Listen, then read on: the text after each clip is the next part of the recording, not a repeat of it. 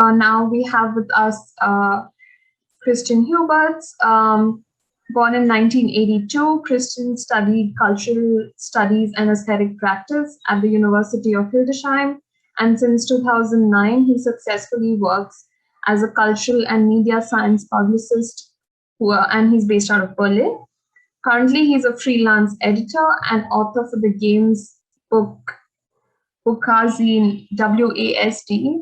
He curates text on the news aggregator pict.de and appears regularly as an expert for digital games at cultural events and on radio and TV. He also lectures at the University of Applied Sciences Europe in Berlin on the history and theory of games at the Foundation for Digital Games Culture. He is a project leader for the initiative Remembering with Games. Hi, Christian. Hi, Anokhi. Thanks for the introduction and the invitation. Happy to have you here, and I'm so looking forward to your presentation. Yeah, let me just share my screen. Yeah. I'm not sure if it worked. Do you see my presentation? Yeah, I see your a presentation window. Okay, great. So yeah, thanks for the introduction. I want to talk a little bit about my work in game studies, game design, and game culture. Since I've already been introduced, I will just skip this slide. So I want to. Christian, would you? Okay. Maybe you can make it full screen so it doesn't. Okay, it should be full screen. Just because I can also see your edit panels. Okay. I just switched to PDF. It works better most of the time. So can you see the presentation? Yeah. Great. Great. So, works perfectly. So I will skip this one. Yeah, I want to start talking about my interests in game studies, especially the question of what is a game, or what is considered a game and what is not considered a game. When we look at mainstream games, action adventures like Legend of Zelda, Breath of the Wild, everybody should agree, yeah, this is a video game. There's no real discussion about it. But on the other hand, games like Proteus are often much rather considered as so-called walking simulators or ludic experiences, or basically every other word that helps to avoid calling it a game. And a lot of my work in game studies, yeah, revolve around the question, why is that? Why are people struggling with calling certain video games games? So, and when you look at the many definitions of game, classical definitions by Johann Heusinger or Bernard Suits, there's really no reason why not to call a game like Proteus a game. So it still has a goal. You have to walk around this beautiful island, have to reach certain points in the landscape to move further inside of this game experience. And the game still has certain rules, not as much as Legend of Zelda, but still every element that makes a game is still there. So the question for me was, why do we still struggle to call it a game? So from my perspective, I think we have to look at the past of video games, where they were developed first and what were the elements of the first video games. Where were they established, by whom? So, for example, when you look at one of the very first computer games, Tennis for Two, kind of an early version of what we today know as Pong, it was developed by Sir William Higginbotham, a physicist who was also involved in the development of the first atomic bomb. He created the timed fuse of the bombs, and coincidentally at the open day at the Brookhaven National Laboratory, where he was working in 1958, he created a little game called Tennis for Two that was more or less based on his experiences and know-how that he gathered while developing for the first atomic bomb. He created a game that was also about timing, not the timing of a bomb, but the timing of a tennis ball bouncing back and forth, and record swings that the players had to make at the right time. And other early games, Space War, kind of the first shoot 'em up game, was first developed or started development on a military computer, the TX0 computer at the MIT, in a laboratory funded by the military. So here again, we have a game that is more or less based on military technology, military know-how, and the needs of the military, simulating things, timing things, yeah. So, and then, but last but not least for today, the brown box, early prototype of the first video console, the Magnavox Odyssey, developed by Ralph Baer, was also developed by him while he was working for a military contractor called Sanders. And Ralph Baer also said himself later on that while he developed this game console, that in the long run, the idea was to use it for military purposes, or use the technology for military purposes. So long story short, to quote Friedrich Kittler, in this case, not the entertainment industry, but specifically the gaming industry is in any conceivable sense of the word an abuse of army technology, of army equipment. And maybe we call a game like The Legend of Zelda Breath of the Wild a game because it still features all the elements of early video games, all the things that were interesting for the developers of the first video games. So it's a game about simulation, about measuring of skill, about timing, about comparing data, about decision-making and logistics. While a game like Proteus is not about all that. It's a game about aesthetic experiences, a game about reflection, especially self-reflection.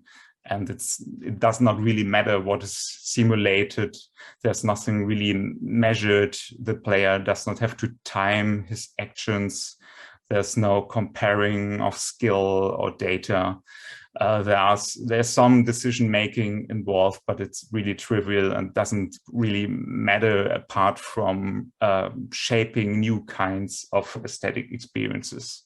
And it's definitely not a game about logistics.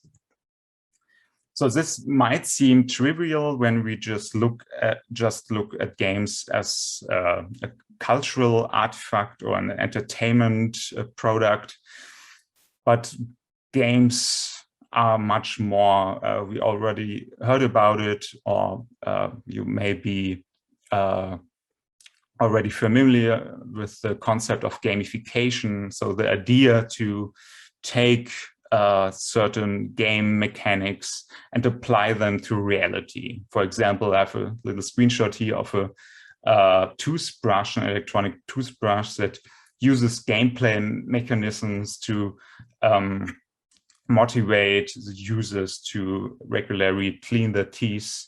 So but the problem here is that how gamification affects our reality really depends on what we understand as a game, or how we define games, what kinds of gameplay mechanisms we apply to reality. So the cultural scientist Mackenzie Walk wrote that the games just not only colonized reality, they in the long run will be the only sole remaining ideal. So, and if we use games that revolve around counting scores, about measuring, about decision-making and logistics, then we will create a reality that's also all about the score. And we will become kind of little Sims that look at the mood bars and motive meters and try to optimize our resources, our needs, and don't really, live a life that's shaped by other needs, aesthetics, and the like. So this also influenced my work at the video game studio Wazar Games. Wazar Games is a small indie studio based in Berlin that creates educational games. I only worked on this game called Konterbund. It's a kind of multiple choice quiz that helps people to react to hate speech and stereotypical speech. It was quite successful, won an educational prize. But I wanted to especially talk about it because at the end of the day, I wasn't really happy with it. It made a lot of far-right politicians and neo-Nazis angry. That was good. But the game for me in the end a little bit showed how this, different concepts of gameplay can shape how the message that is conveyed by a game can change. So here we have a game that wants to educate people on how to react to hate speech, that wants to help people making good arguments in the face of other people. So what the problem is when you create a quiz that's at the end also about keeping score, about performance, about finding the right answer, the only right answer maybe, then you also create a mindset that's based on trying to outwit the other person, to be better than them. It creates winners and losers. So although this app I helped develop was successful, I'm not happy with it because it kind of, there's an example now for me how, especially looking back at the last year and the many discussions in different societies about anti-corona measures, about conspiracy theories, and how it actually not really helped to have the better arguments or to create losers and winners in the context of arguments. Didn't really help.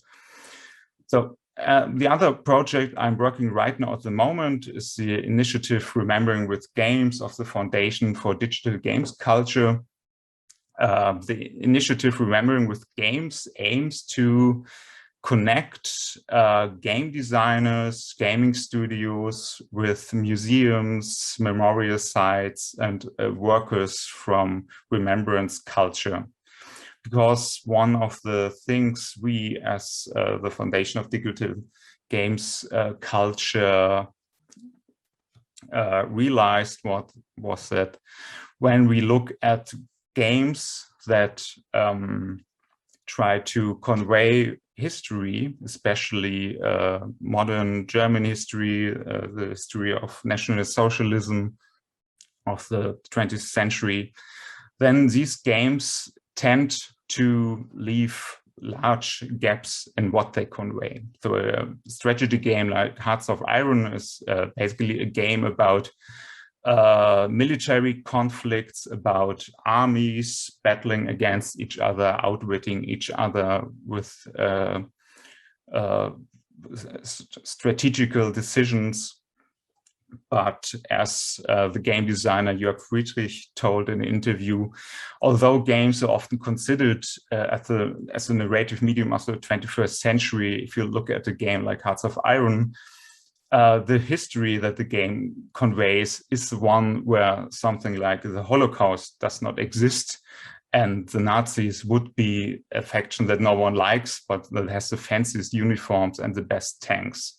So what I talked about at the beginning of my presentation, when you see games as something that's about logistics, that's about comparing things and apply it to history, then you create games that only show that parts of the history that are about these kinds of things, that are about logistics and comparing things and decision making. And those games then tend to leave out all the aspects of history that are either too problematic to show in this kind of frame, or that just not fit in these very narrow structures of this kind of game design. So another example of this and another aspect of history where this becomes quite clear are strategy games that deal with the history of colonization, or that in some way or another are about colonizing so-called exotic worlds. Anno 1800, for example, is a game about colonizing seemingly empty worlds, seemingly empty islands where there's no native population, but according to the time frame of the game, it's kind of obvious that the game is leaving out very problematic aspects like slavery or the historical fact that colonization was not about colonizing empty lands, but lands that were already occupied by a native population. So, but these games struggle very much with depicting these parts of history in the context of the understanding of gameplay they feature. So, but there are also a lot of examples nowadays that start to change how to use gameplay to depict history. So, for example, Through the Darkest of Times, also developed in Berlin by Paint Bucket Games. I already quoted Jörg Friedrich, who is the game designer and founder of Paint Bucket Games, and who was also a part of our initiative Remembering with Games. So he and his team created a game that's also kind of about logistics. It's about managing a group of resistance fighters in the Berlin of the 1930s and 40s, trying to resist the National Socialist regime. But it's a game that's not about winning or losing, or about making the right decisions, in the sense that the game does not give any feedback of what is actually the right decision or the wrong decision, but it's a game where the players themselves have to kind of decide if what they're doing is worth doing. And they also have to look out for the members of the group. They cannot just try to take as much resistance action as possible. They also have to look out for the well-being for the members of the group. So this is a nice example of a game that rethinks how gameplay or how these classical stereotypes of what a game is, that kind of reworks this notions of what a game has to be and has not to be, and by doing that is able to depict history, and for especially a problematic history, in a way that's much that's much better and not at the risk of trivializing history or repeating trauma. So, and that's all for me now. We can switch to the question. I see that there is one. Yeah, maybe I can help you with that question. Yeah. Okay. Enjoyed your presentation. I also have a question, but maybe we do that later. The first question we have is, we have seen that games can be used in education. In your experience, is it more immersive than virtual platforms like Zoom for children, Okay. Yeah, it depends on what you mean with immersive. So, so at the Foundation for Games Culture, there are a lot of projects at the moment that try to determine whether games are useful for being for educating children, especially in the school context. So there's not really a clear answer if this really is the case. So might be that games help to create better, more immersive kinds of education in school. might also be that they are more kind of a distraction, or that it's okay to just play them at home. So games don't have to be educational, or they can be entertaining games and still are educational on some level or another. Yeah. Yeah, but was there like when you were designing the game for this education app, was there some sort of like research, or you had probably kids coming in and like trying to, I'm sure that's a part of the process, right? So how was that as an experience? Mm-hmm.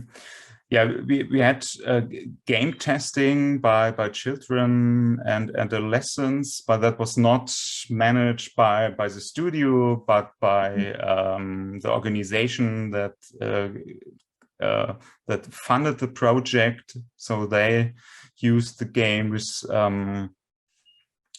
school classes, and I don't really can say how successful that was. So they told us that it worked out fine, but those weren't really scientific studies or something like that. So I think when you give children something to play, then they are always happy. And to see if it really works in the long run, you have to really look for a long while how it develops.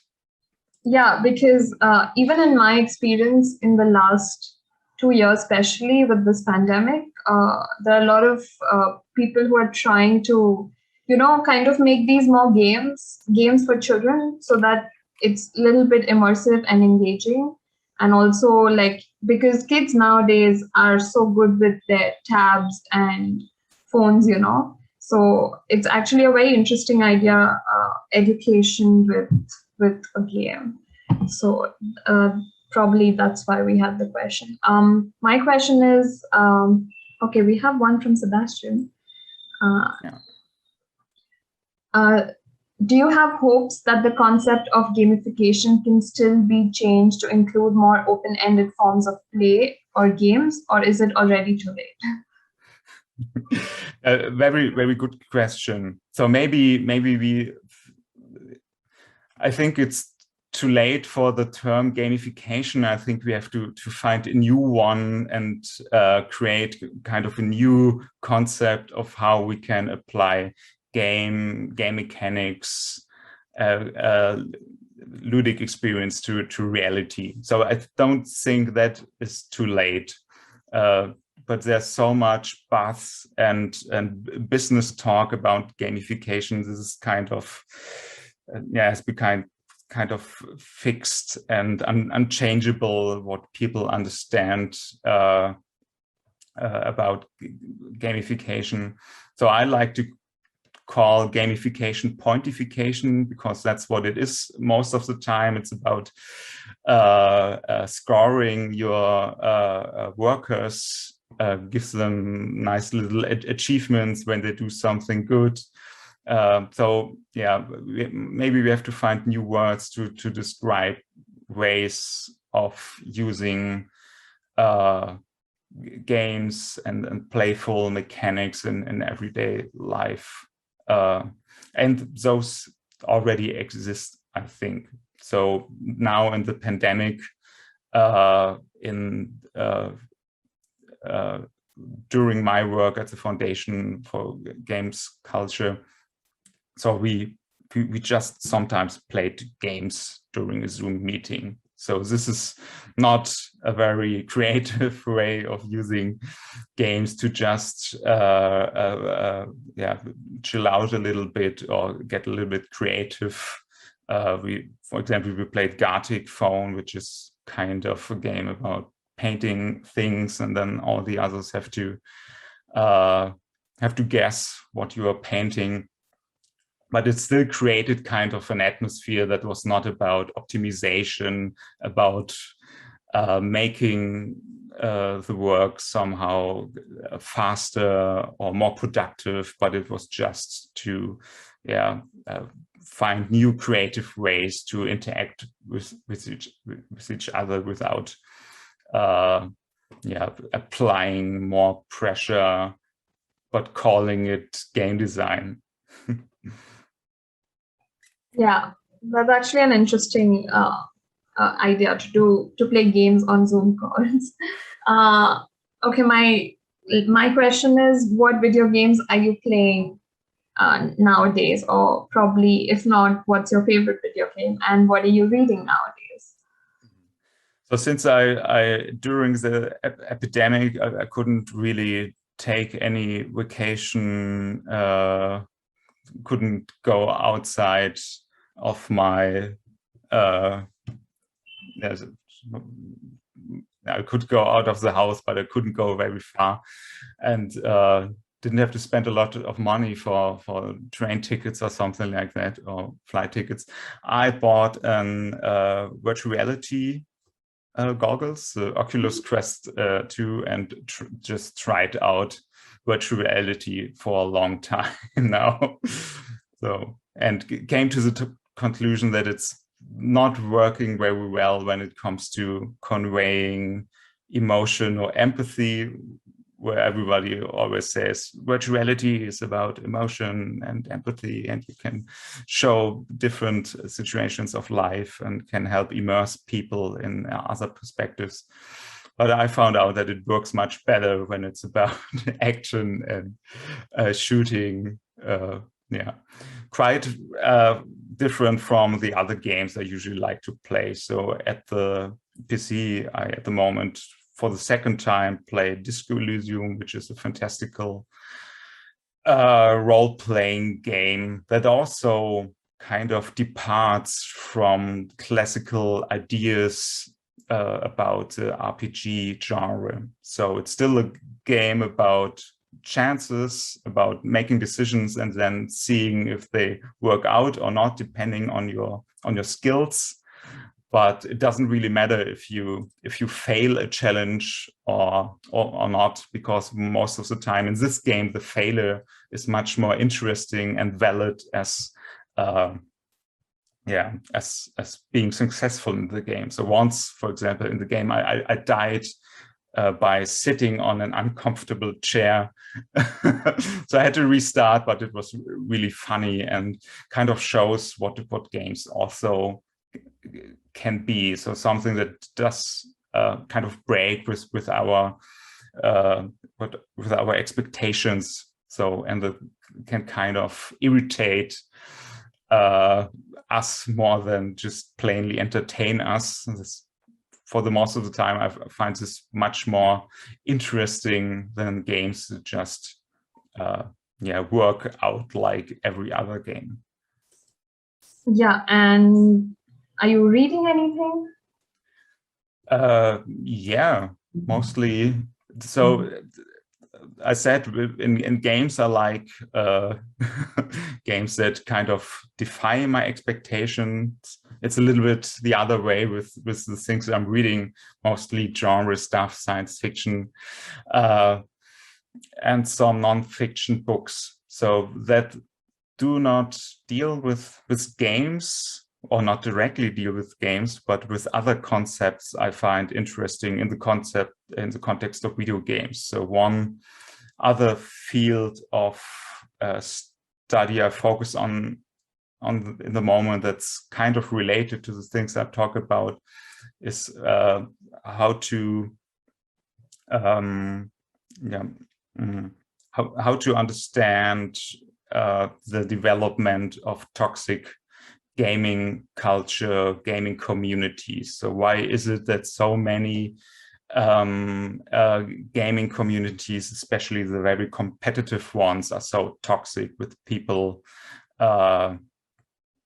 trying to hurt each other verbally to optimize chances in winning a game? So one author I read for a while is Christopher A. Paul, who wrote a great book called The Toxic Meritocracy of Video Games. And his thesis is that these toxic communities are created by games that focus on performance and solely focus on performance. So when we play a board game and we're having fun, but it looks like you are going to lose, but we don't want to have the game to end, then I can just say, okay, I just give you a little bit of money or coins or whatever, so the game will keep going.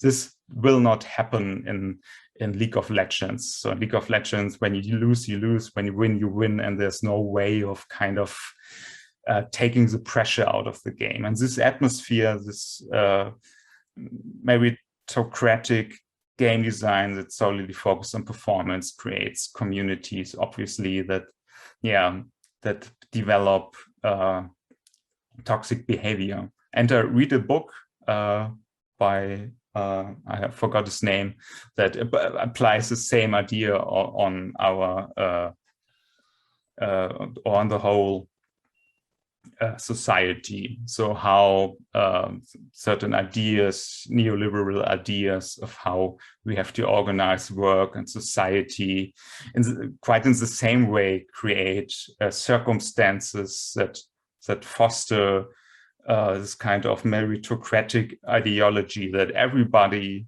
who's a winner in society has to have done something to be a winner, and everyone who is considered a loser has to done nothing. So it's kind of a weird logic that creates winners and losers, and kind of loses out of focus that there are a lot of other elements that decide how our lives can develop or not. So that's what I'm reading. That's super interesting. I'm going to definitely look them up. I think that's our Q1 time, Sebastian. Christian, sorry. It was great to have you here with us. You can hang out and probably be here for the rest of the presentations. Thank you on behalf of Tifa and Goethe. Bye. Thank you. Bye.